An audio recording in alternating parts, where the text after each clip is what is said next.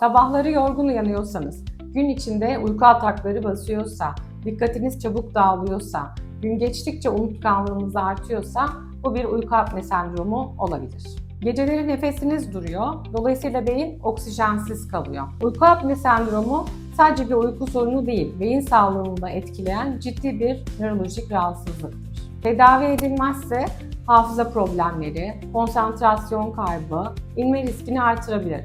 Hatta kalp krizi, hipertansiyon gibi hastalıklara da neden olabilir. Sağlıklı bir uyku, sağlıklı bir beyin demektir.